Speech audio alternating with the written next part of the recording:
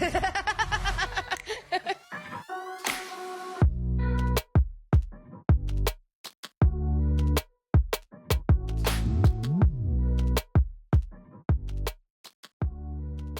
a Tuesday, like Speak for yourself.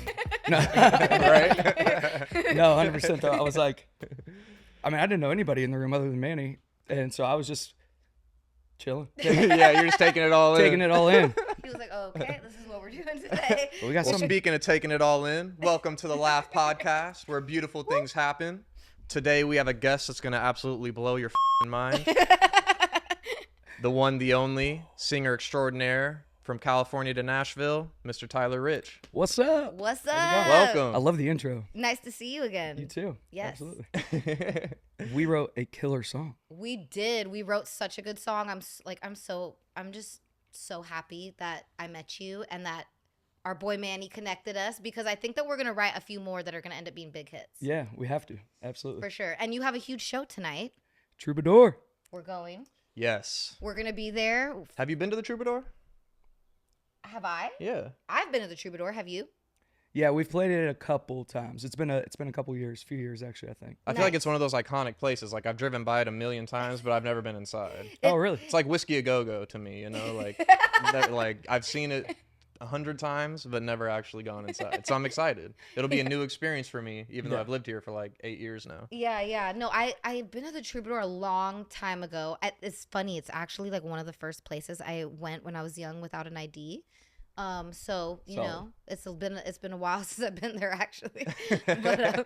but yeah, no, I would love to talk to you about the fact that you are a California country man, which, you know, I'm doing country now. Yep. And so, you know, there's not that many of us, I feel like, on the West Coast. It's not the like most popular genre, I feel like, on the West Coast, which is weird because like we've got lots of Western influence here in California, but I love that you are repping super hard for country music and the West Coast at the same time. Yeah. You don't see that a lot. You know what I mean? You don't. And something that was always asked to me when I first started touring and everything like 9 years ago. Yeah. Everywhere I went, it was always the same question. Okay, cool. So you're from California. Why do you sing country music? And when I still get that question a lot sometimes, and it's annoying at this point, right? Because I'm like, not that you just asked me that, but I'm always like, yeah, cool. I've covered that a lot in the past. You guys have any other questions? You know, because California's the wild, wild west, right? Originally, exactly. It just when people outside of California think of California, they think of LA, San Francisco, Sacramento, San Diego, and that's probably about it. Whereas in where I grew up in Northern California, I grew up about an hour-ish from Sacramento. But literally, when you leave Sacramento and you drive to my hometown, there's nothing for an hour, right? Yeah. And then you stumble upon my cool little community, which is really big, wide.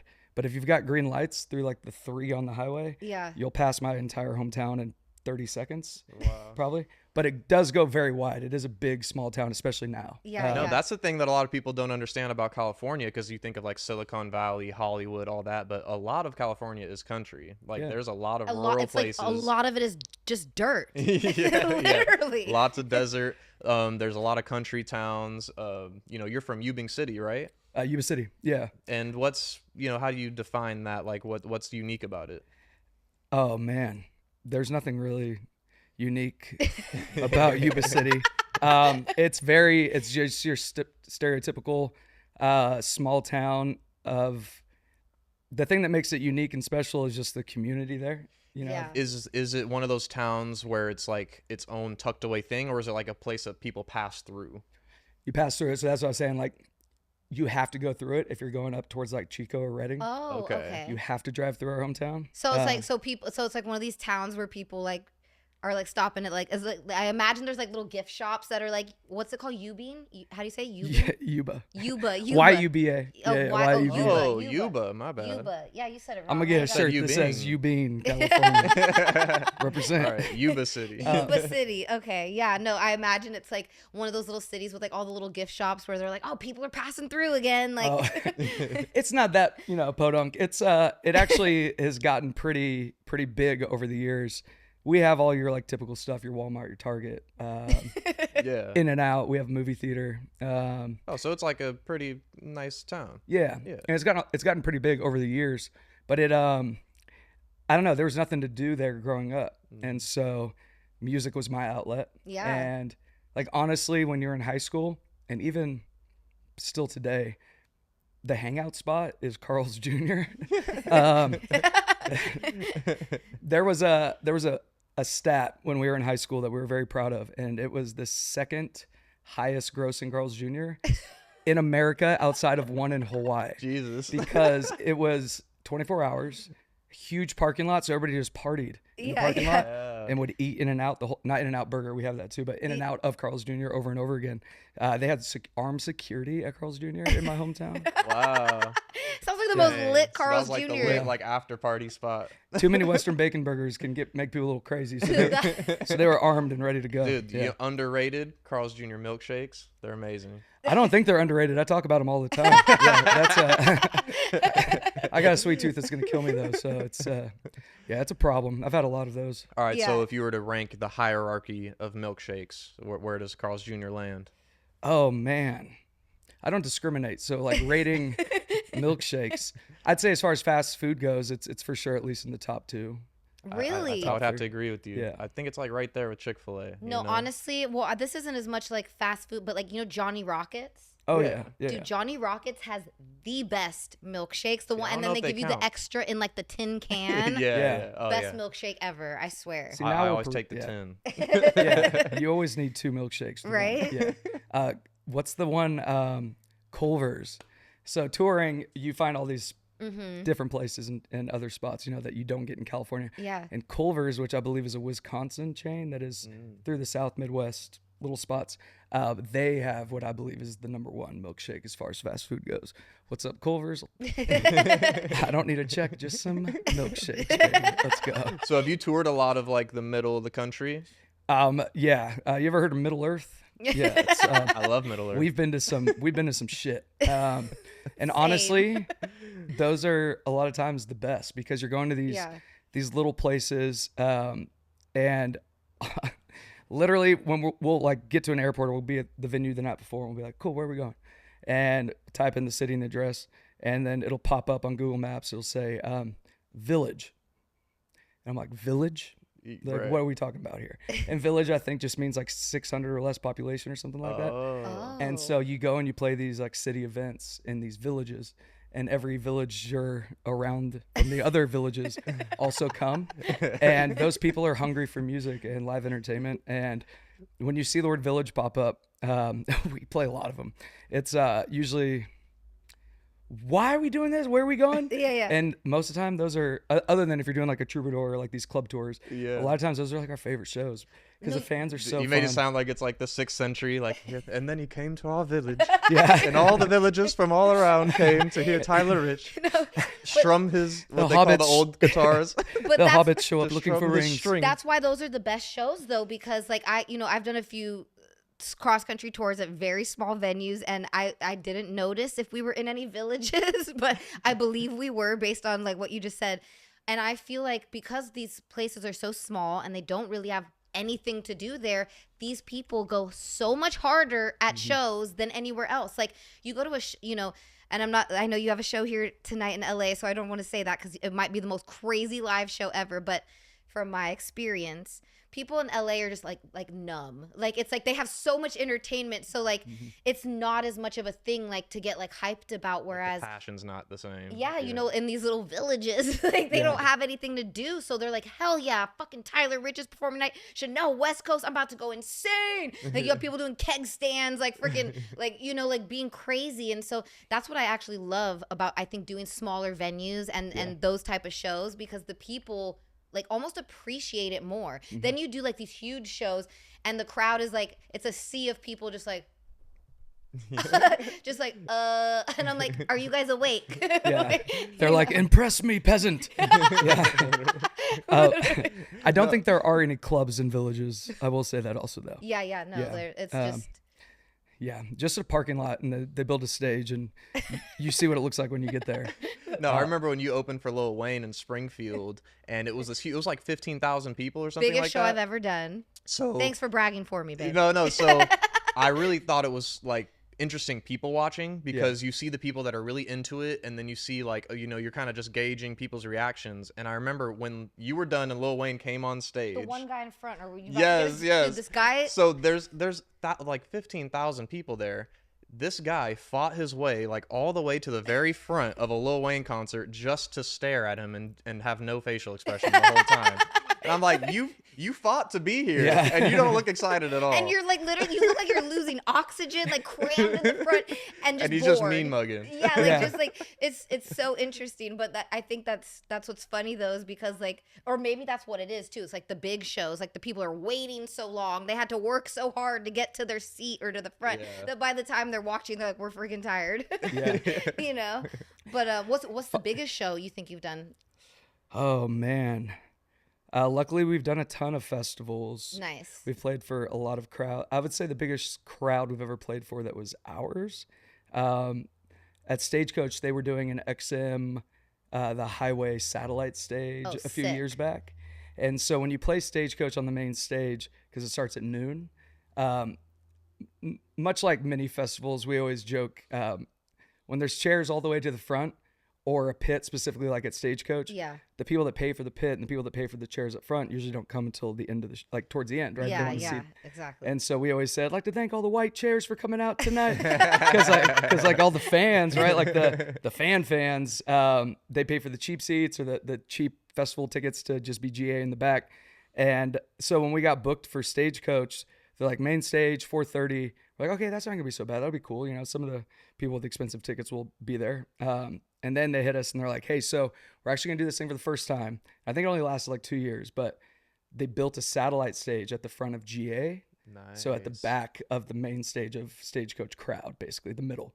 And pretty much they're like, you're going to play last on that stage. And then main stage will start on the actual stage behind you. But we had the main stage speakers. It was a fairly big stage. That's dope. We had like all the screens, the speakers everywhere, all that stuff. But we were on this pop-up stage, like right in the crowd. So it must have been nuts. Yeah, and they were like, I don't remember who had played before us, and nothing against like them. I don't mean this in any negative way at all, but the crowd was kind of thin because everybody's there's so much to do there. Yeah. And I was like, oh man, this is gonna suck. We don't even get to have like the pictures and videos of being on main stage, and now it's gonna be.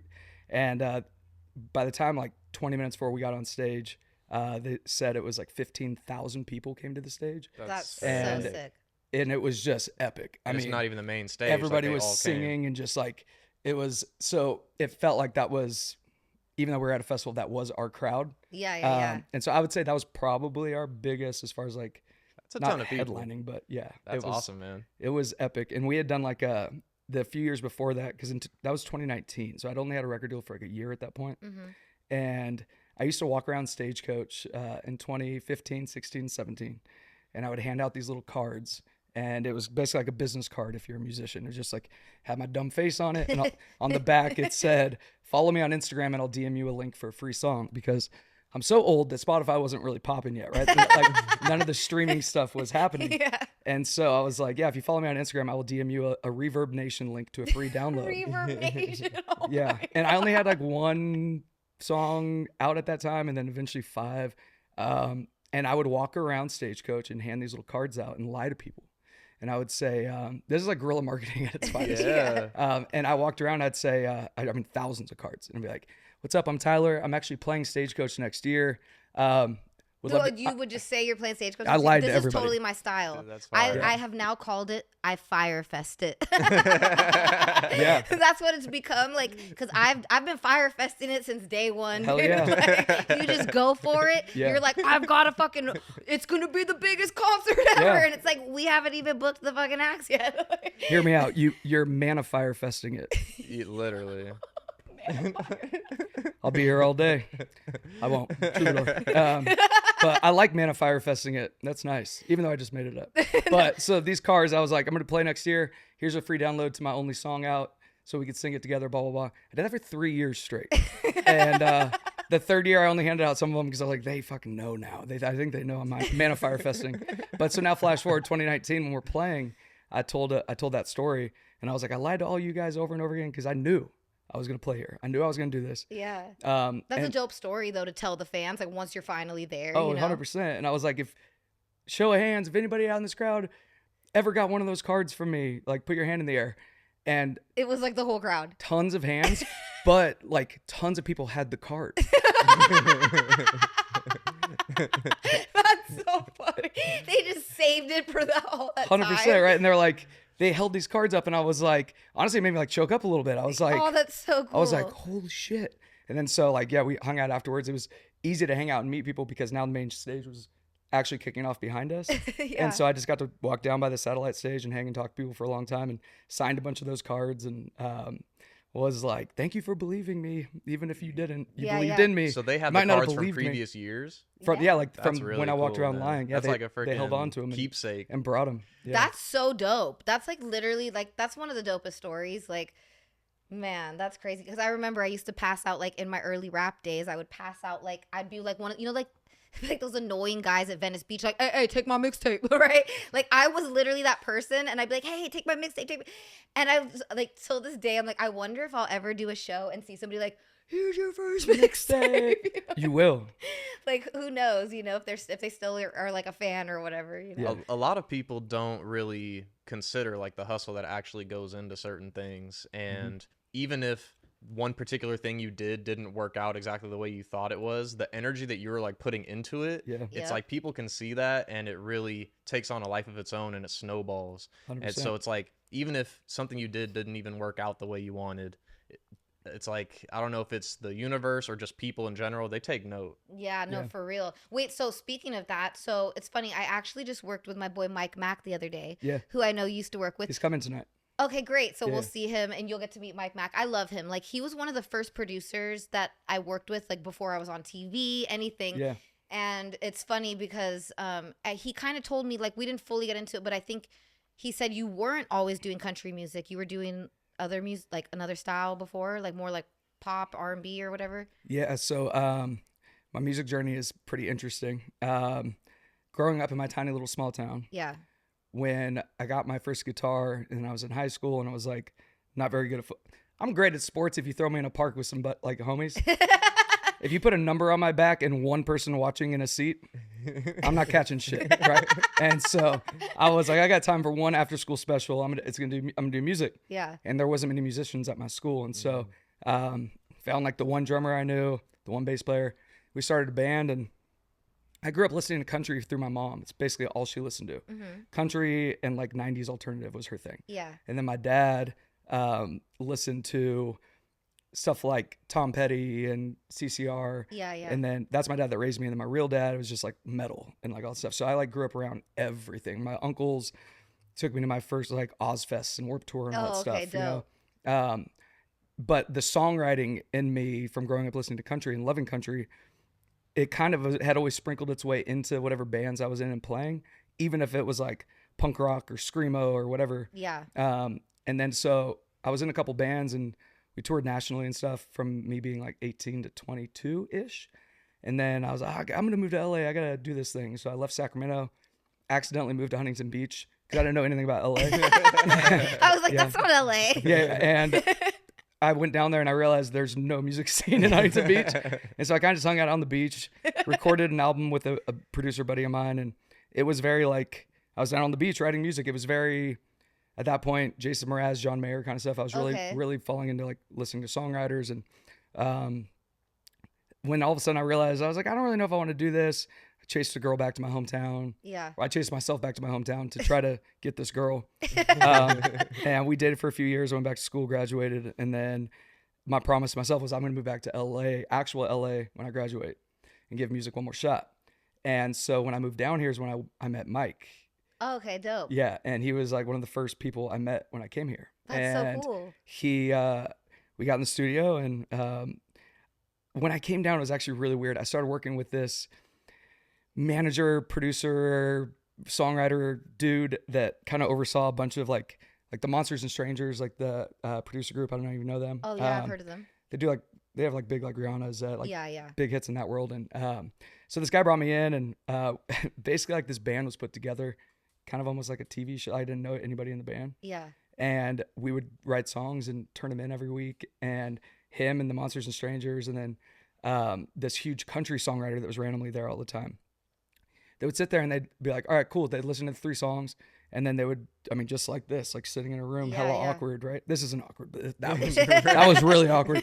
And they would ask every question about why the melodies were doing this, why this, even if they loved them. Like, what made you go there? Why this? It was like the greatest boot camp I never signed up for I could have ever imagined. Yeah. Over like 3 months. And then all of a sudden one day, I came in there, we did like our last session, and they were like, hey, so you are going to be the only one sticking around with us. We don't believe the band guys have really been doing anything with you as far as melodies and lyrics and all these things. And I didn't throw anybody on the bus. I was like, no, yeah, we work together. And they're like, no, we already know. So we are going to continue working with you.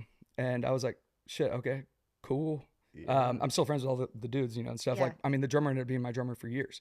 And then so he's like, I'm going to start hooking you up with producers now. Let's get to work. And so that's when I got set up with Mike Mack and Jordan Baum through him.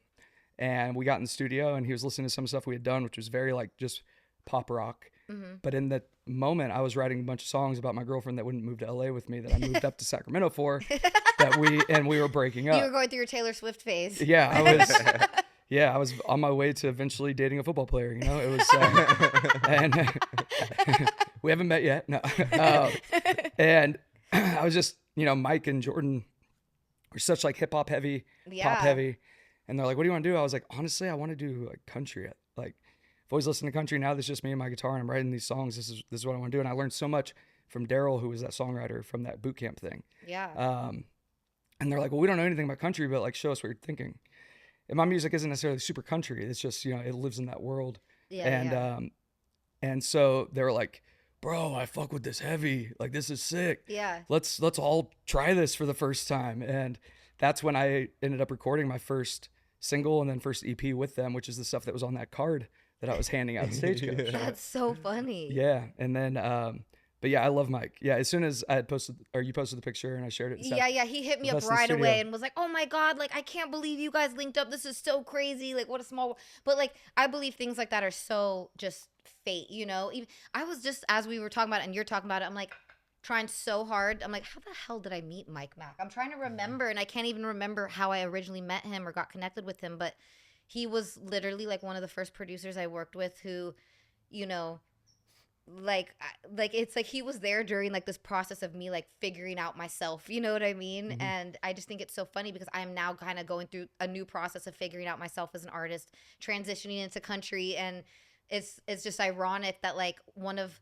you know, I've done a few country sessions so far, but the writing session we did, I think has been one of my best writing sessions. And I think it's so funny that it's just like you happen to work with Mike Mack and he's one of the first. I think those type of things are like, that's when you know something's meant to be. Yeah, you know what I mean? Yeah. Like whenever it's like, oh my God, this person knows this person. It's just like when things fall together like that, it's like, oh man, we were meant to link up and, you know, and collab and all that. So I just think that's really cool. Totally. And I mean, and then also that, you know, Manny is from my hometown. Oh my gosh, that's right. That's so funny. And he, like in my first bands I was playing with, one of his best friends from our hometown, his younger brother is my drummer, who's my best friend. Oh, okay. And Manny and I have worked on and off just like random little like one-off things through the years, just always been homies. And then when he hit me up to set it up, Manny doesn't know Mike Mack, right? So it's like different parts of the world all connecting that led us to writing that absolute banger. It's great. I can't wait. I cannot wait for everybody to hear it. Like, we wrote such a good song. It's amazing. But let's talk about your music while we're on that note. So I played you the one song, the All the Small Things one. Yeah, love that one. Which is so funny. You. Okay, so I know I have fans that are Blink-182 fans watching this. So he has his own song called All the Small Things. Nothing to do with the Blink-182 version. It's just coincidentally the same title. Yeah. Very good song. I love it. Like, the hook is so catchy. It was stuck in my head for days. That's the goal. No, I'm not even joking. It's easy to remember. But that's not even the hook, right? Yeah. No, that's how you know you have something, though, because one of the songs she's working on recently, it'll just like keep playing in my head like day after day, and I'm like, you know what, babe, that's a hit because I can't get it out of my head. No, really though, like stuck in my head. And I think that's another funny kind of serendipitous thing is that a good friend of mine who I've been writing with in Nashville, the day before I met you, she was like, while we're writing, she was like, why don't we say the line like something like in a New York minute? Oh, yeah. And we were like, nah, like that's not really the line for a song. And the next day I meet you and I'm like, oh, like what song of yours should I put? And then the fucking first line I hear is like, you could lose it all in a New York minute. And I'm like, what the? I'm like, this is so weird that my girl just said this line yesterday. Now he has this line in his song. And I'm just such a like person when things like that happen. I'm like, it's all meant to be. Like you guys should write together too. I realize now. I'm like, well, clearly Olivia and Tyler think alike on the writing front. You know what I mean? I will let her. Yeah, we can use New York Minute. Dude, no, you guys should go and make a whole nother song just called New York Minute because that was so weird. Because it's like a very like. It's a line that people say, but it's like not that popular. So how weird is it that she like the day before I met him was like said that line? It's definitely a coincidence. Super coincidental, but I feel like that's when you know things are meant to be, and that's also little signs that you know you're on the right track, like writing wise. Mm-hmm. You know what I'm saying? Like if like something just is like, oh, I hear it everywhere. All of a sudden, let's put that in a song. You know? Yeah, absolutely. But that's also what I want to ask you. So as far as like the writing process of music for you, do you feel like because when you started, you didn't have a band, right? Correct. Yeah. So whenever you write songs, do you now like write more like with the band, or do you like tend to write the music and then kind of bring the band in later? The band is always later. Basically exactly how when we worked the other day, it's pretty much how it always goes down. And producer, writer in the room is building a track as we go. And then once I get in the studio, it's studio musicians, and we build out the whole record from there. And then my band guys who have been with me forever, they learn the parts and whatnot. They did actually get to be on one of the songs on this record with me though for the first time. Oh, that's dope. Which is really cool. Yeah, that's really cool. And like back to all the small things. So obviously it's not a Blink-182 song, but when I'm having writer's block of just ideas, I will a lot of times look through. I'll type in like hits from 20 or 2002 or something, whatever, and I'll just look at titles and I'll think like, how can I write that title from something completely separate, something that sounds enough? Because like all the small things Blink-182 I think is about dicks, right? and wait, is it really? I mean, it's Blink-182. It probably. I don't really know. I don't know. Truth cares. Truth brings. Or maybe that's what he's talking about. He's like, let me just tell her the truth. Like I got a small dick. I'll take one. I'll take one lick. Dang. Is it lick or look? Either way. I hope it's look. Oh, is that what it says? I'll take one lick. You're right. What's the words? I don't even know. It's like always. I know you'll be in my show, even though I have a little dick. I think, hey, that's love, right? Yeah, there. Everything is about dicks with Blink-182. Wait, I swear, if it is about dicks, that's so funny. Like, yeah, I don't know what it's actually about. You just completely made it up. I believe you now. I feel like that makes sense though, right? Because like that's so them. That's so funny. But we wanted to just write something with heart. And a lot of times a song when you're writing it with heart will be like, when we first were writing the idea of it about, it says it in the hook, but it's about just like the phrase, the bigger picture of life, right? And so I was like, what about the bigger picture frame of life that's like on your wall at the end of the day? Like, what do you want to be in that, And so when I brought that idea, we just started jamming, kind of writing the melodies. That lends itself to being, like it should have been like, 'cause you can lose it all in New York minute, right? Like kind of like slow, make you feel. And we're like, and I love polarity in songs. I love when there's a deeper message that like makes you feel something, but it's an upbeat song that makes you want to dance, makes you want to sing along. It's catchy. And so we instantly were like, why don't we bump up this BPM like 40? And then all of a sudden, the chorus just came around and it's just fun. Dude, it's a catchy chorus. Like I'm stuck in my head for like days. But Thank you. This is the funniest thing too. So whenever Manny sent me your music to check out, and he was like, hey, I think you should work with my boy Tyler Rich. I was like, let me check out. I told Dom this too. So the first song that came up was the Leave Her Wild. Yeah. And I go to listen to it. I said, hold up. This guy write the song about me? I was like, Leave Her Wild. This sounds like it was about Chanel West Coast. And then I told Dom, I was like, babe, this guy literally wrote a song that sounds like it would be a song you wrote about me. And so I will say I don't know your woman who you wrote the song about, but I feel like we'd be best friends based on that song. You'll meet her tonight. Okay, nice. My thing about that song was when we met, she had been in a couple relationships that just stifled who she was, which I feel is very common. Yeah. There's something that's like super intimidating when you meet a bright, infectious energy that holds a room. Yeah. And it's, especially from a guy's perspective, right? And it's like, you kind of want to like, no, that's mine. Like, I don't want anybody trying to steal that. Stop causing so much attention. It's just very common in dating. And so I knew what she had been through when we met. And I had always told her, I was like, that's the person I met. That's the person that drew me in and made me like fall in love with you. Like, I don't want a different version of you. Yeah. That's the person I want to be with me in the room. I love your energy. I love your laugh. I love that you scream shots every 5 minutes. And, sounds like my new best friend. Yeah. and I was like, so that I wrote that song as, just like, there's a line in it that says, don't dull that shine that caught your eye because you're afraid somebody will take it. Mm-hmm. And literally I just wrote it for her. And then I realized I wrote it based off of our shows and tattoos that girls get and all these things. I've realized that I wrote it for every wild girl across the world. Yeah. No, I think it's such a good song because like what you're saying is so true. It's like, and I'm like, I have that big, babe. He's like, I know. He's like, that's my girl. I have a big personality. I'm very just talkative. And like, I've had past relationships where maybe like people like misconstrue that as like flirting or something. It's like, yo, just let me live. Like, let me just be a social person. And like, that's what I love about my relationship with Dom is like, Dom gets who I am. He's like, Chanel's a talker. She's going to talk to everybody. Like, that's who she is, And like, and I think that sometimes in relationships, it is a very like, it's a thing that I think a lot of men do. I hate to say it, guys, but a lot of men do kind of try to like, they want their girl to not be like the one that's like, all the attention in the room or whatever. And so it's great to meet people who are just so like at peace with themselves and secure with themselves, men who are secure with themselves that are like, yo, like I want to let my girl be the person she is, like do your thing. And so for me, that's such a refreshing thing to hear in music because I feel like we don't get enough of that in music is like men making songs kind of like standing up for their women like that. You know what I mean? Yeah, so absolutely. I think all the girls should check out that song, Leave Her Wild. If you're a wild girl, you're going to love it.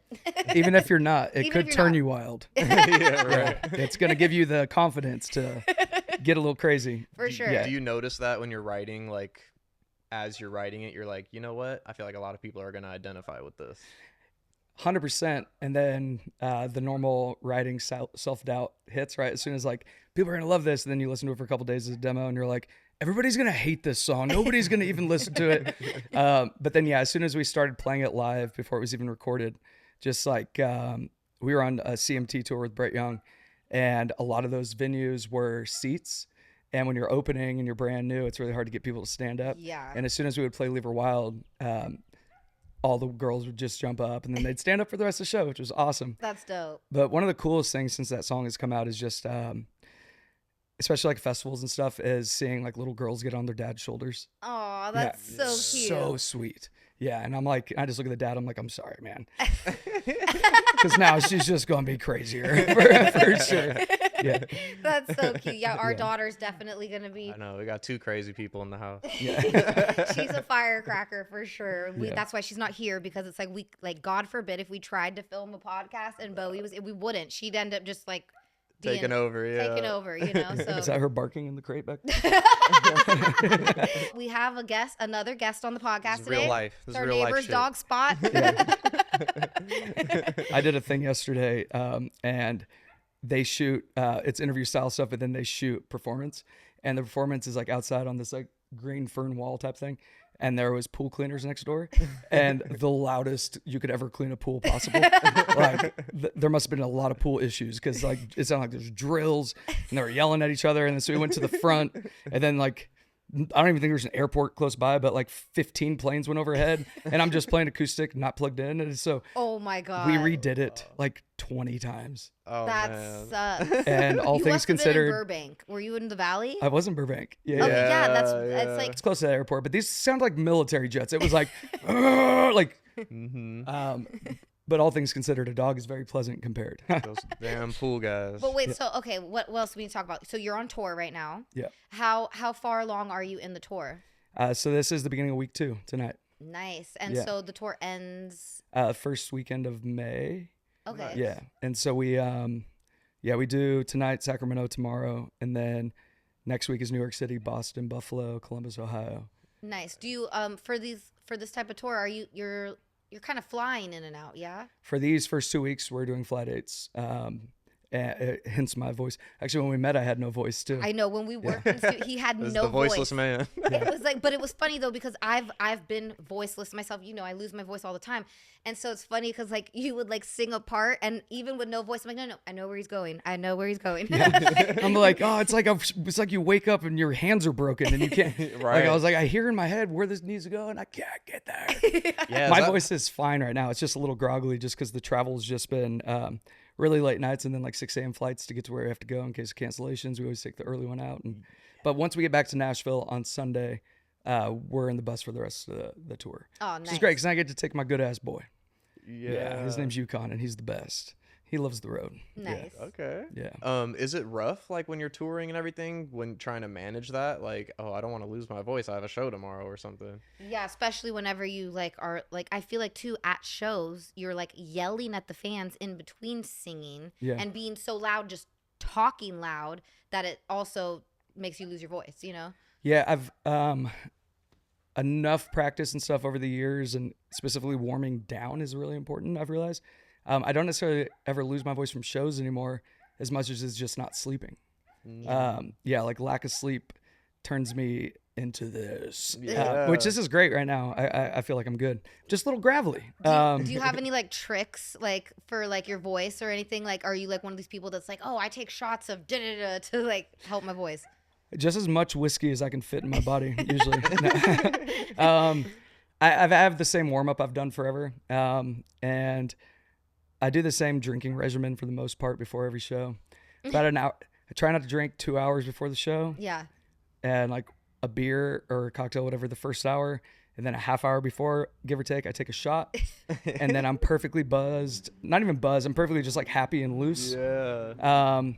And I'll drink through the show a little bit or whatnot. But yeah, a hot tea with some honey and lemon, just the normal stuff, you know, beforehand. Yeah. With whiskey in it, you know, hot toddy it up a little bit. So that hot toddy is the very first time I drank a hot toddy. My very first tour I did, I got strep throat like a freaking week before. Yeah. And of course I'm like, I'm the type of person, I'm such a hard worker. Like, I'm not stopping nothing for nothing. Like, I'm like, it's my first tour, we're going.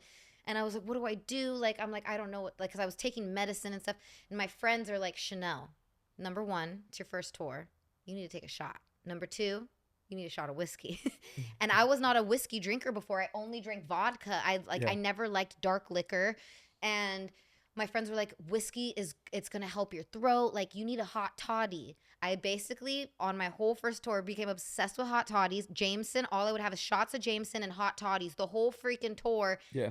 Funnest time of my life. That's also when I was like, whoa, whiskey's a fun alcohol. Like, literally funnest time of my life. But crazy though, I literally like my strep throat went away in like freaking 2 days. And I've had strep throat in the past and had to take like antibiotics and stuff. So I was like, yo, whiskey is no joke. Like, it actually really helps your throat. Like, it helped me better than taking the antibiotics from the doctor. So now I know if I ever get strep throat again, or I literally recommend to everybody, as long as they're 21 and over, whiskey. That'll help your throat.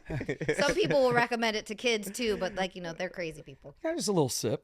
Yeah, just a little. No, I've literally had people be like, who was it when Bowie was sick? They're like, oh, give her a little. I was like, what? Yeah, it's like an old timey kind of thing, you know, the whiskey on the gums or whatever. Yeah, I don't know about all that. Yeah, I'm like, no, we're not trying to get our kid into drinking. Leave her alcohol. wild. Leave her wild. Leave her wild. At 2, she's already wild. Gotta start somewhere. Wait, so I want to ask you. So aside from music, do you ever see yourself getting into anything else other than music, or is music just like that's it? Like, that's my main focus, or like maybe do you see yourself doing any acting or anything like that? So I've always believed in the that theory that's as soon as you have a plan B, you'll never get your plan A. And so I've always put all of my focus into music. And, you know, music and this whole thing, it's a roller coaster. You know, there's like slow moments, there's high moments. And in the slow moments, I'm always like, man, I really wish I would have had something else on the side at this time. So I was already kind of going. But so I've always kind of done that until I'm at a place where everything's just smooth rolling enough. Then I've thought about acting a lot. I actually just did a movie last year, that indie film. I knew one of the producers on the set just from living in LA forever. She's a friend, and she was like, "Are you off this weekend?" And I was like, "Yeah, what's up?" And she said, "So we have one more role in this movie. We've been in Texas for 6 weeks shooting, and we were trying to find a local hire to be this pastor at this like Texas cowboy church, middle of nowhere type thing in this film. And all the local hires and stuff they've sent from Dallas and all these things, like we just haven't loved anybody yet. And so I just came up with the idea of you." And she was like, "It's like a past drug addict that is clean, and now he's a pastor, and he's saving people, and he's moved to this small town from the city, and it's a cowboy church like right outside of a rodeo, like whole like real cowboy shit." And I was like, "Past drug addict got clear. You thought of me." And she's like, "No, I went, but I just showed the director like your music videos where there's like little acting moments and these things." She's like, "What about him?" And they're like, "I love it. Bring him in. Does he have any experience?" And she said, "No." And I was like, "Sure, I'll try it out." She goes, "Not really a lot of lines. You're going to be fine. It's super easy. It's like 5 scenes or something." And so when I get there, I get the script. And there's like a 3-page monologue. Oh, man. And I was like, "Lane, what is that?" and she's like, "Well, you memorize lyrics. I didn't want to tell you so you'd say no, and I knew you'd get it." And I memorized the whole thing word for word. And it's a little cowboy church. And so when I remember getting into like the green room area for that final day of shooting, and I saw this there was like a little pillar, a podium popped up, and all these chairs facing it, and like 20 chairs. And I was like, "Oh, cool. This is gonna be cake, right? Super easy." And then nothing cleared out of the green room when it was getting close to me shooting my thing. And the director's like, "Hey, you want to go over the big scene?" And I was like, "Yeah, it's going to be in here." And he goes, "No." And I was like, "Where's it going to be?" And he said, "You hear the church going on right now? The real church, real church." He goes, "That service is about to wrap, and all like 800 of them are staying. Wow. And we're going to sprinkle the actors throughout all of these extras that are real churchgoers. No, you're doing like a full church service." Dude, what an experience. That's crazy. And he's like, and so we ran a couple times. He goes, "So you like know it?" I was like, "Yeah." And he's like, "Okay, cool. So now that you know it, I want you to like, just be up there, be Tyler the pastor." And he's like, "Freestyle as much as you want, as long as you hit these marks and just get the crowd." And I'd been to church enough times that I knew, and I was like, and I did the whole thing, and it's coming out sometime. You felt the Holy Spirit. Dude, that's cool. I was getting them going. Yeah. It was fun though. I had a really good time, and it definitely hit that bug a little bit. My wife's an actress, and so I've been on set with her a bunch of times. And it's really cool. When you're an artist, it doesn't matter if you're a musician or what. You see like even this. You see these lights and the cameras and the mics, and it hits like little bugs in you that are like, cool. I would like to do all things that are art and creative. And yeah, I feel like when you are a creator, it's sometimes the medium that you use to create, can change. And, so I feel like it makes perfect sense for someone that makes music to be like, you know what, I want to make art. I want to make film. Totally. I want to make this or that. Yeah. Absolutely. And it's so it's so funny too, because I feel like we were just talking about this yesterday. I think it's also something that comes with being like an artist, right? Like, we get up on stage and perform our music, and it's like we know our music, like that's our thing, right? I feel like generally artists, we don't like that feeling of like being questioned type thing, right? Which for me is like what auditioning for acting roles is like. It's like, wait, you're like questioning my skill, like, and then I get nervous and freeze up. But when somebody is like, "Hey, you want to come do this role?" and like just gives it to me, I'm like, hell yeah, I'll kill that. Yeah. And I don't know what it is about that. It's like kind of like when you just kind of get the role, it makes it easier to just do it. Do you feel what I'm saying? Yeah, like had I auditioned for that and got it, I would have been like a stick walking around like, "Oh, I've got to prove myself. Yes. Whereas then it was perfectly set up where they needed somebody and they're like, "Tyler would be great." Yep. And there wasn't ever questioning, right? Yes. Like you said. That gave me like this confidence. Exactly. That where I should have never had. I'd never acted in anything before.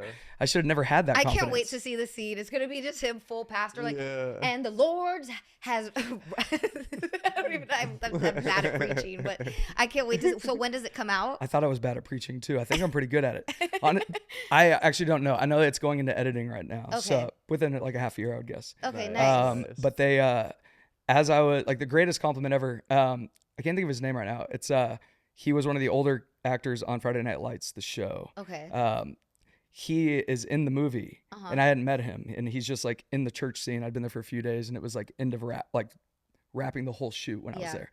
And so all of a sudden he's there the third day, and he comes up to me and he's like, hey, what's up? He's like, how long you been doing this, man? Blah, blah, it was really great. And I was like, 3 days. and he goes, oh my God. He's like, I thought you were an actor.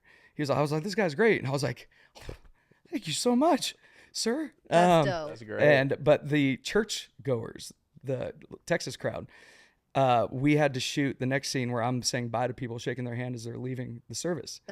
And they would stop and have actual conversations with me. And so many of them were like, hey, brother, I know you're a musician and I know this acting thing's a new thing, but you ever think about this might have been a calling from God? I swear to God. They're like, I felt his sermon today. Multiple people, though. That was a fake written out sermon for a movie that we heard you do 5 times.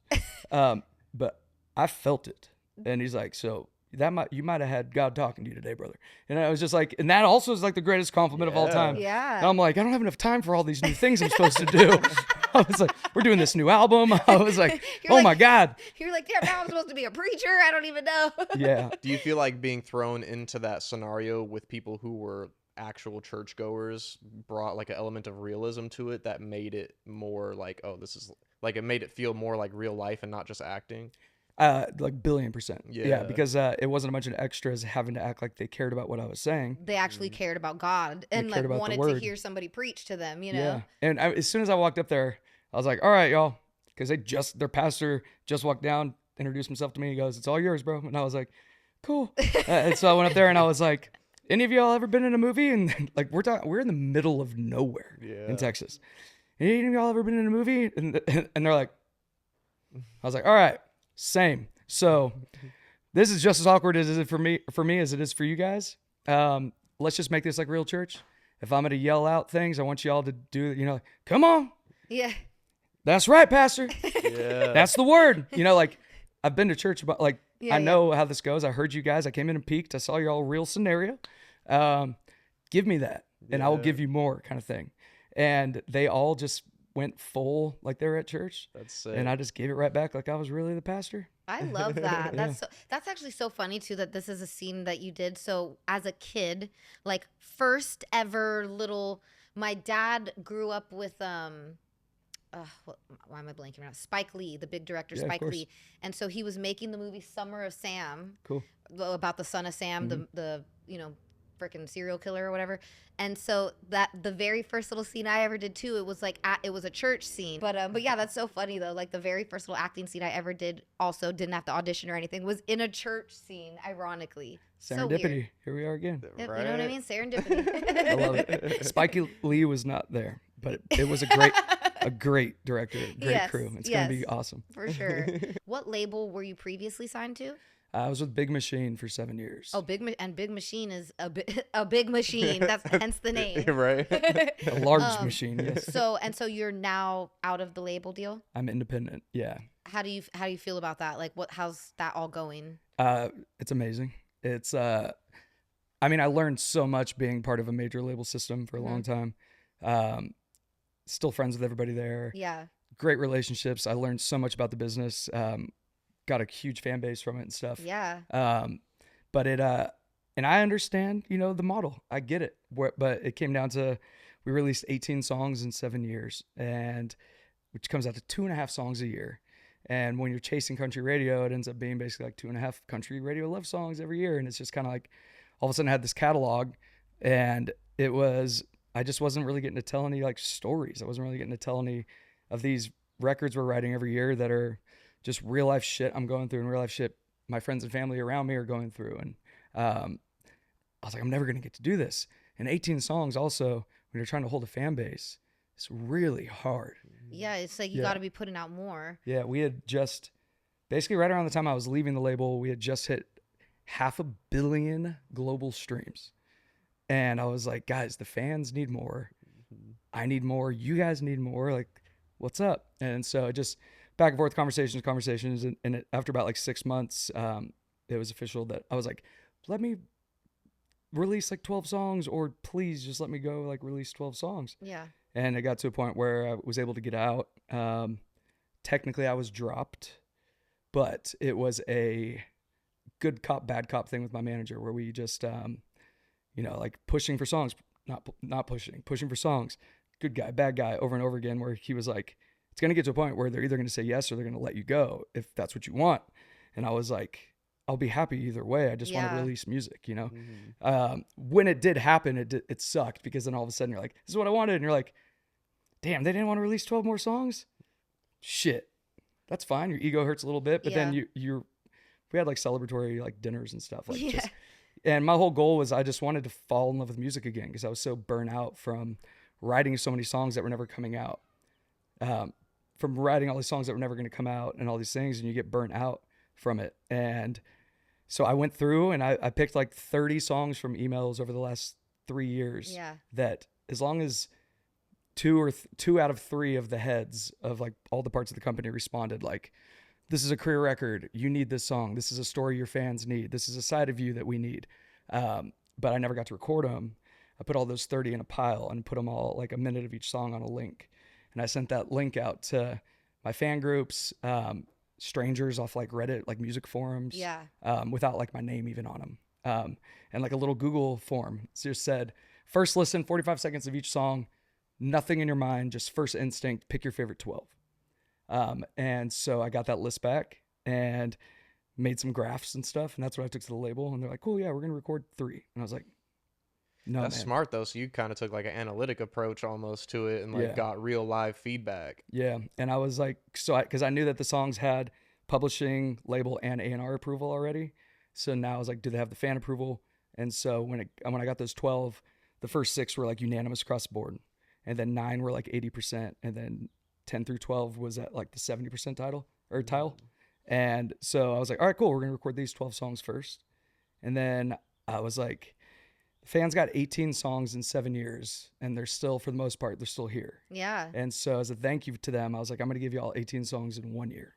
That's dope. But then I was having so much fun recording and like falling in love with music again and having creative freedom. And so I decided to make it about 21 songs. And that's when it turned into a double album. So this one that came out a few weeks ago, Hello California, is the first half. And the back half comes out this fall. Nice. Wow. Yeah. Yeah. Everyone I talk to that has been in a big label situation and then independent, it's like always a mixed bag of like, well, this was good about this situation, but this is what sucked about it. And then this is what's cool about this, but then this is the struggle here. Yeah. It's 100%. Like you can never have it all, I feel like. Well, it's like, I think this is the most frustrating part, right? Like, it's like, okay, when they are into the song, it's like you have such a big machine, no pun intended, behind you that's just getting it out the right way, right? But then it gets to the point where it's like there's some records that you are really passionate about and they're not feeling them as much, and it's like, hey, why are we not putting this one out? And that's where it gets frustrating. So I have had like several deal type situation. I've actually never been in a full major label record deal. I had a production deal with like a big producer before, not a good deal. It took me forever to get out of, and that's actually what like kind of deterred my music journey a bit. But a couple times, like there was a very big label. I won't say names, but they wanted to sign me. We were going through the process of like the paperwork, and they wanted to sign me based off of like the songs I already had and they heard. And then they start sending me songs like, hey, what do you think about this? And I'm like, that is literally not even the style that you guys heard me do. Like, what are we talking about here? Like straight up like cheesy pop songs. And I'm like, I come from like a skateboarder fan base. Like they don't want to hear this stuff. You know what I mean? Totally. And so I immediately started getting scared and didn't want to get into this situation because I was like, I just started getting scared because I'm like, I feel like I'm about to get stuck doing songs I don't even like, you know? And so as an independent artist, I'm like, I love that I can put out whatever I want, but then it's like the struggle of like just getting it seen by the masses the right way, you know, especially coming from TV. And then I drop a song and like my fans are like, why aren't you on the radio? Or like, why aren't you on some big playlist? And I'm like, I don't know. The dots haven't connected yet. But like the best part, I think, by far about being independent is just being able to be like, I love this song. I'm putting it out. Yeah. You know, and I think that that's like, if the songs are good, they'll pick up eventually. And there's the potential with social media these days too, like for it to just go viral on its own. And so it's like, you know, I think these days slightly labels are a little bit overrated. Yeah. That's how I feel. I mean, especially like the entire internet world, right? It's just anything is possible as long as the people will get behind it. And you're saying like, you know, your skateboard fans and all this stuff. So like I was told you earlier, like I grew up like playing in pop punk bands and all this stuff. And anytime I'd be in the studio, I mean, I loved my producers. I worked with the Big Machine. I loved the studio musicians. It was always like a great experience. But there were so many moments where studio musicians would walk in wearing like a Deftones shirt or like anything rock related, and we'd like dive into like our favorite bands and stuff. Yeah.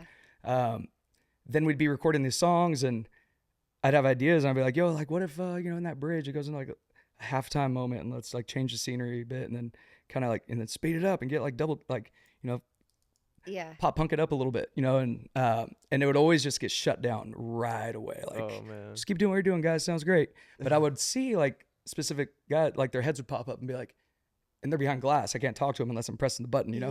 And I'd see them when I'd come up with the ideas and stuff, and they'd like pop their heads up, and I'd see them looking at each other like, yo, we should do that. That'd be cool. And they'd be like, no, guys, just keep doing what you're doing. It sounds great. And they'd be like, okay. And so ended up actually keeping like a tally in my head and hiring all of those guys to do this album. Oh, that's smart. And so this album is so me. It's obviously like the lyrical concept stuff I was talking about, just everything from any and everybody around me, or personal journeys, from sacrifice to being away from family and friends and my wife, to addiction, to just like everything you can imagine is on this record, rather than just a bunch of love songs about my perfect wife that deserves all those songs. But it's just like I said, I just fell in love with music and the whole process again. And there's so many elements of pop punk and rock mixed in with nothing sounds like an outlier. Nothing is like an anomaly when you listen to it. Mm-hmm. It all still sounds like me, but there's just finally like the other flavors that are like in me that I've been trying to get out. Yeah. And it's the response, like the fans are very receptive to it. I started, we released 5 songs before all 10 came out, and just so many messages, which is so gratifying when you're doing this process of like, thank God, I think we finally have Tyler Rich, and it's like, because our live show has always been big and aggressive and in your face, and it's not like fire or anything, right? But it's just we're like a rock band that plays in country music, and it's we just add heavier moments to the songs that are pretty soft. That you know who I feel like maybe, I don't know if you've ever been compared to, Chris Daughtry. Only since this came out. And so, because like that's what I loved about him back in the day. Like I was a big fan of his from American Idol, and I felt like he kind of had more of a country fan base, but you could tell he wanted to put the rock up in it. You know what I'm saying? And absolutely. I think that he did a really good blend of that, and that's where I see you having like a kind of similar maybe fan base. I don't know if I'm wrong or right about that, but I mean, that kind of is the country fan base. Country fans range from loving everything from Willie Nelson to Daughtry to Metallica, right? Like, they love anything that's rock influenced for the most part. And because at the end of the day, it's still a band on stage, and it's, in the genre, there's so many pockets, and you just find yours. And, with this, it's funny because when we got in the studio, the 2 producers, they're like, for the first day for our meeting, and they had said, cool. So like at the end of the day, like if we could pick 3 artists that when this thing is done, that we want it to sound like, and we're finally done, and we look down and we think of these 3 artists again, and we're like, cool, we did what we wanted. What do you want those 3 artists to be? And I was like, all I want is for us to never say that again. I was like, I just want, and I said it super nice. Like it was like a great hang. I was like, I want to work with you because you're brilliant, and I love your ideas, and I love what you've done. Same with you. And you guys like what I do. That's why you're agreeing to do this year-long project. So I don't want, just because what had happened in my past, I was like, I don't want anybody to be afraid to come up with an idea. I don't want anyone to ever say we're not going to try it. We will try everything. And a lot of times you try shit and it sucks, and you're like, yeah, it was great how it was, but at least you know. And I was like, I just want whatever's popping in your head, whatever genre influence is in this moment, let's just do it. Let's have fun. Yeah. And like, there's no rules. Yeah. And at the end of the day, we got it, and we're like, don't really know who this sounds like. And that was the goal. But after playing a few shows, I had some fans after shows this first week of playing all these new songs live.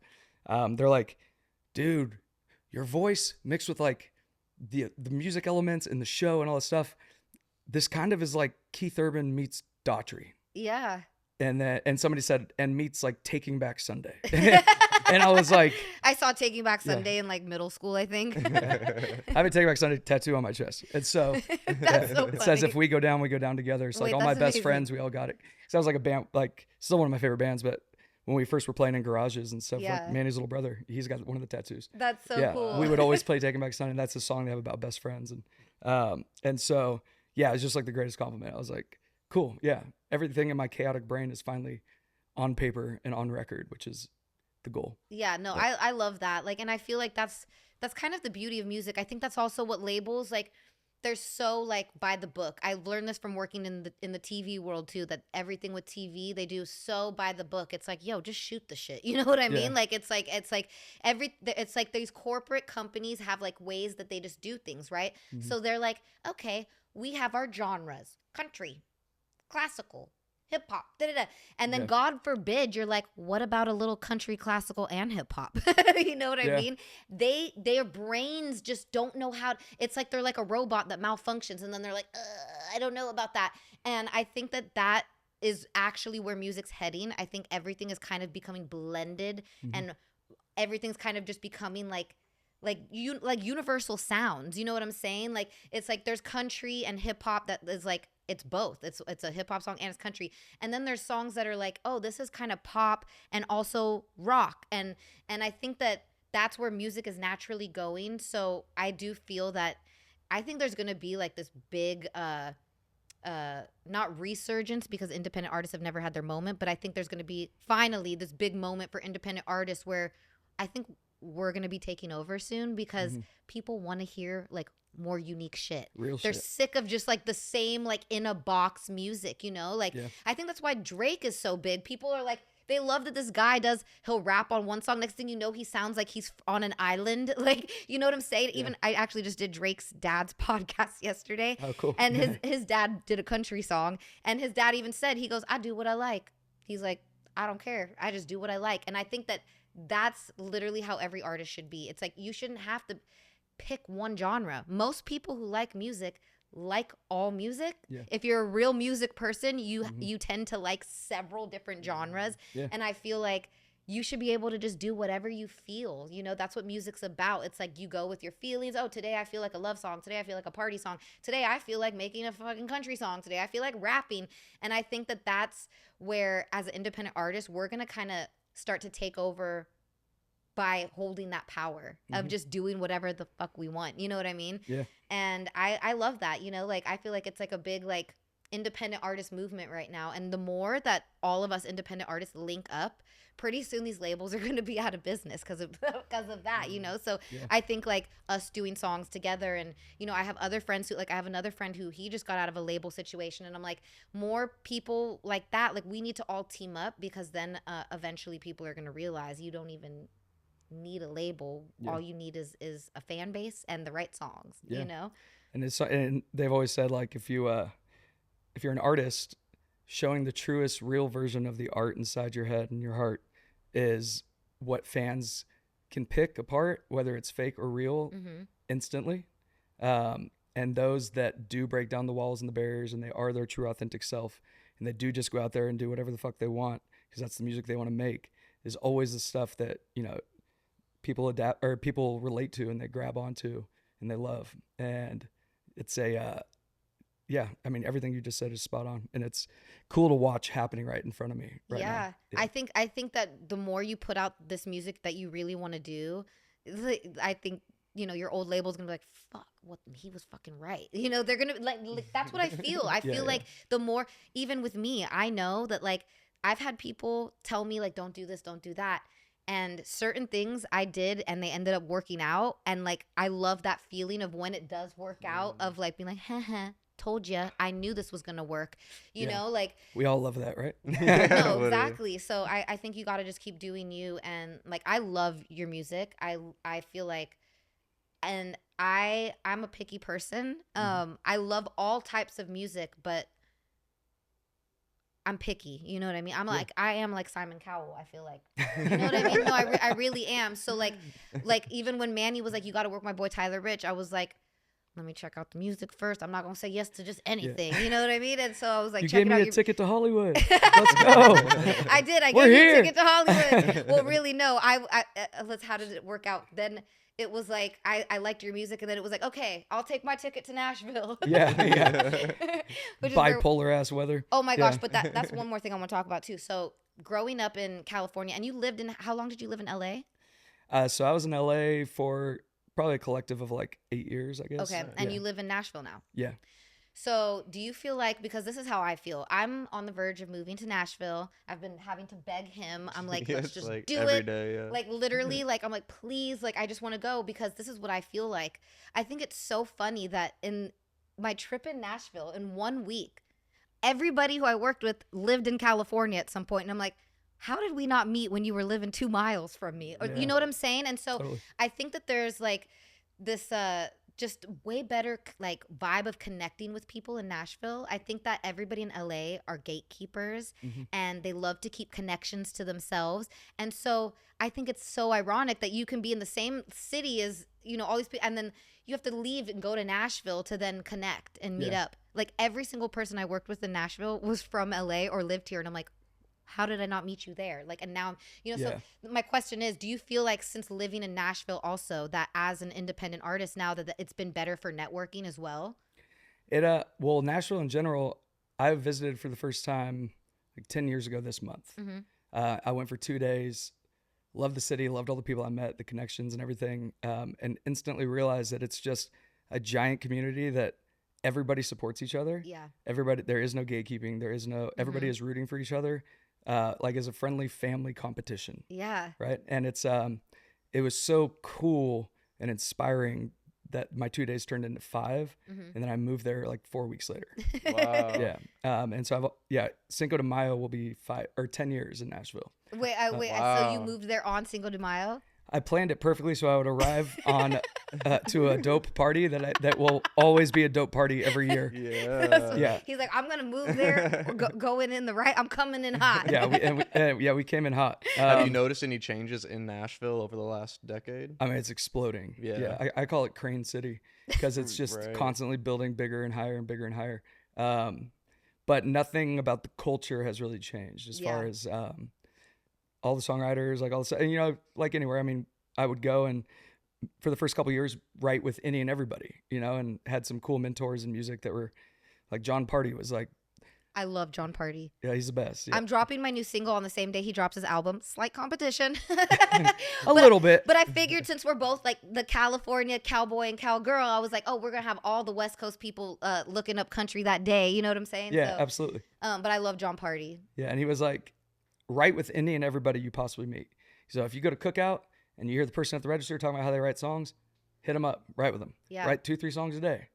After, you know, it might take you 4 months, it might take you 2 years, 3 years. You'll find your circles, you'll find your people that you write with the best, that understand you. And it eventually happens. And so I've got like my list of like, you know, 30 people I love to write with and whatnot, out of the thousands and thousands that are there. But it's, I mean, every time I meet somebody new, it's just as fun as it was when we wrote. And like I didn't know anybody in the room, right? Other than Manny. And it's just like that in Nashville.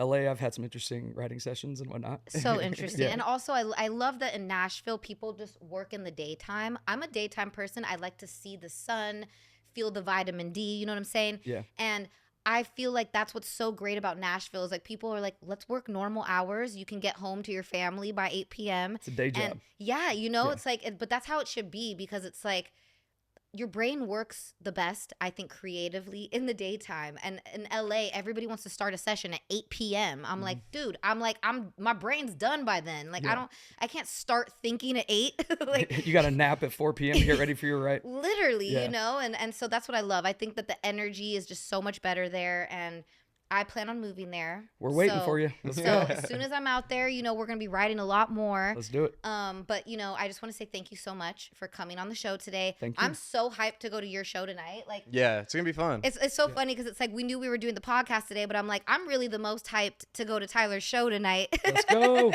Let's go. So we're going to go to his show tonight. You guys make sure you all go listen to Tyler's music. It's amazing. All the Small Things. Love that song. Leave Her Wild. Those are my 2 favorites, but all of them are like so good.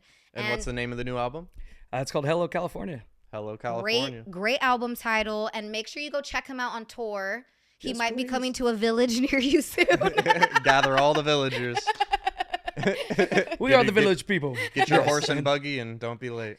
Yeah, absolutely. No, thank you so much, though, for coming on the Laugh podcast and for bringing the laughs. You're a very funny guy as well. We love that. We love artists who also have personalities. Right, absolutely. So thank you. This was fun. Yeah, thanks for having me. I appreciate it, guys. All right, guys. Till next time. See you soon.